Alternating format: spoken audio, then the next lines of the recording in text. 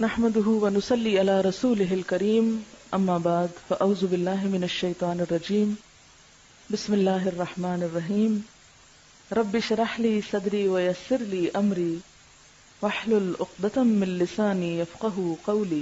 نبی صلی اللہ علیہ وسلم دنیا کا سب سے مشکل ترین کام لے کر اٹھے تھے اور اس کام کے لیے آپ نے اپنا سب کچھ کھو دیا تھا، ہر طرح کی قربانیاں کی، آپ کا بزنس اور آپ کی قوم کی ناراضگی، خاندان کی ناراضگی، اور اس کے علاوہ بھی بہت سی تکلیفیں، ہجرت، جہاد، کئی چیزیں، اور آپ کے بعد جو بھی اس راستے پہ چلتا ہے اس کو مشکلات آتی ہیں، کبھی معاشی پریشانیاں آتی ہیں، کبھی اولاد کا مستقبل تاریک نظر آتا ہے، کبھی لوگ ناراض ہوتے ہیں، رشتہ دار ناراض ہوتے ہیں، کبھی ساتھی کم ہو جاتے ہیں۔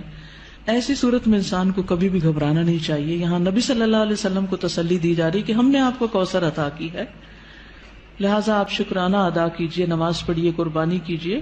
آپ کا جو دشمن آپ کے خلاف ہے وہ آپ کا کچھ نہیں بگاڑ سکتا۔ حضرت انس رضی اللہ عنہ کہتے ہیں کہ آپ ہمارے درمیان مسجد میں تشریف فرما تھے کہ آپ پر ہلکی سی اونگ طاری ہو گئی، پھر آپ نے مسکراتے ہوئے سر مبارک اٹھایا تو ہم نے عرض کی کہ آپ کیوں مسکرا رہے ہیں؟ آپ نے فرمایا انزلت علی آنفا سورۃ، میرے اوپر ابھی ابھی ایک سورت نازل ہوئی ہے۔ پھر آپ نے بسم اللہ پڑھ کر سورت سنائی اور سورت سنا کر فرمایا اتدرون ما الکوثر، یعنی تلاوت بھی سنا دی اور پھر وضاحت بھی ساتھ ہی کر رہے ہیں، تعلیم دے رہے ہیں، کیا تمہیں معلوم ہے کوثر کیا ہے؟ تو لوگوں نے عرض کیا اللہ اور اس کا رسول ہی بہتر جانتے ہیں۔ فرمایا وہ ایک نہر ہے جس کا اللہ نے مجھ سے وعدہ کیا ہے، اس میں خیر کثیر ہے۔ اس نہر میں کیا ہے؟ خیر کثیر ہے۔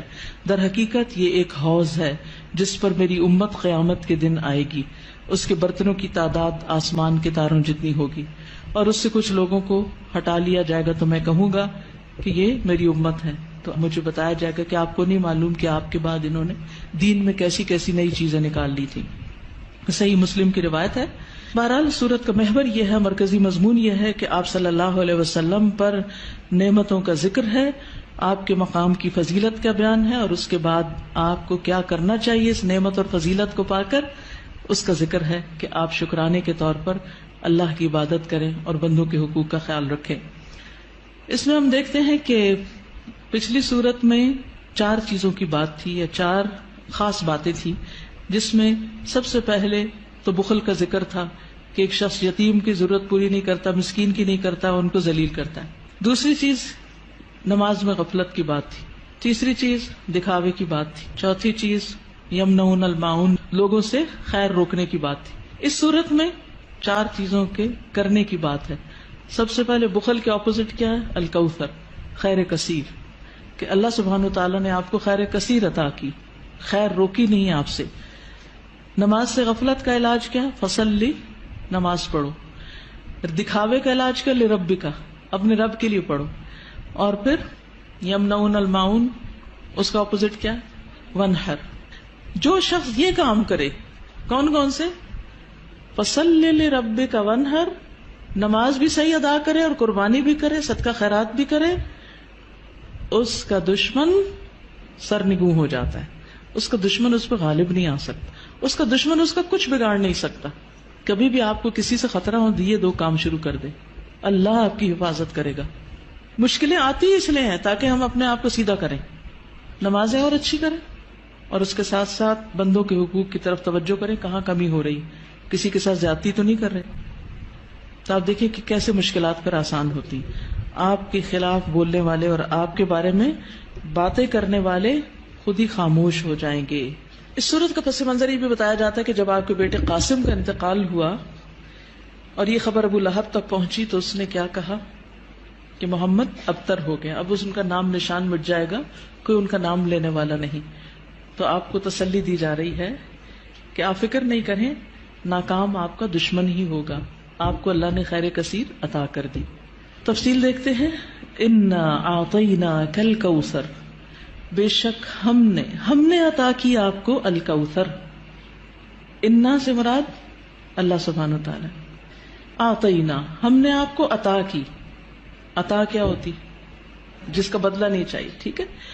الکوثر، کوثر، الکوثر جو ہے یہ جیسے میں نے پہلے بھی عرض کیا، ایک ہے خیر کثیر، کثرت سے خیر عطا کی، بہت زیادہ بھلائی، بہت نعمتیں آپ کو عطا کی، اور انہی میں سے ایک نعمت نہر کوثر ہے یا حوض کوثر ہے۔ بعض کے خیال میں ایک ہی چیز ہے، بعض کے خیال میں دو ہیں۔ نہر جنت میں ہے، حوض عرصات یوم القیامہ میں ہے، یعنی حشر کے میدان میں ہے۔ اور نہر کوثر سے پانی آ رہا ہے کس میں؟ حوض میں، اور اس کی مسافت کتنی ہے؟ 1 مہینے کی لمبائی پہ لمبا اور 1 مہینے کی لمبائی پہ چوڑا، اس کی لمبائی چوڑائی اتنی ہے۔ اور جو نہر کوثر ہے جنت کی نہر، اس کے دونوں کنارے سونے کے ہیں، موتیوں اور یاقوت کا فرش بچھا ہے، مٹی کستوری سے زیادہ خوشبودار، پانی شہد سے میٹھا ہے، دودھ سے زیادہ سفید، مکھن سے زیادہ نرم، برف سے زیادہ ٹھنڈا۔ دنیا میں جو آپ کو بہت ہی پسند ہے اس کی کچھ مشابہت نظر آتی۔ اور حوض کوثر جو ہے میدان حشر میں، اس کے کناروں پر کیا ہے؟ پیالے ہیں، کتنے؟ ستاروں کی تعداد میں۔ جو ایک دفعہ اس سے پانی پیے گا وہ کبھی بھی دوبارہ پیاسا نہیں ہوگا۔ لیکن اس سے کس کو ہٹا دیا جائے گا؟ جو بدعت کرنے والا ہو، یا جو آپ سے دشمنی رکھنے والا ہو، آپ سے بغض رکھنے والا ہو، اس کو وہاں نہیں آنے دیا جائے گا۔ یا جو آپ کے دین سے بغض رکھنے والا ہو، نماز سے نفرت ہے، صدقہ خیرات سے، دین کا ہر کام میں مصیبت لگتا ہے۔ ایک یہ ہے کہ بوجھل ہونا، اچھا آپ سو کے اٹھے ہیں تو آپ کو بوجھل لگ رہا ہے نماز پڑھنا، وہ ایک فطری سی بات ہے، آپ تھکے ہوئے ہیں یا نیند میں ہیں۔ لیکن ایک یہ ہے کہ دل سے نماز کی چاہت ہی نہ ہونا۔ نبی صلی اللہ علیہ وسلم فرمایا کہ نماز میری آنکھوں کی ٹھنڈک ہے۔ ہمارے نزدیک نماز کا مقام کیا ہے؟ ہم میں سے ہر ایک کو سوچنا چاہیے، میری زندگی میں نماز کا مقام کیا ہے؟ مجھے نماز سے کتنی محبت اور چاہت ہے، کتنے شوق سے میں اس کی طرف جاتی ہوں، یا نماز بس خانہ پوری کی حد تک پڑھتی ہوں؟ کیونکہ یہ ہماری ایمان کا امتحان ہے اس میں۔ بہرحال یاد رکھیے، جس نے آپ صلی اللہ علیہ وسلم سے دشمنی رکھی، جس نے آپ سے بغض رکھا، جس نے آپ کی شریعت سے بغض رکھا، اس کے لیے پھر کوئی خیر نہیں، کوئی برکت نہیں، وہ حوض کوثر پر نہیں آ سکے گا۔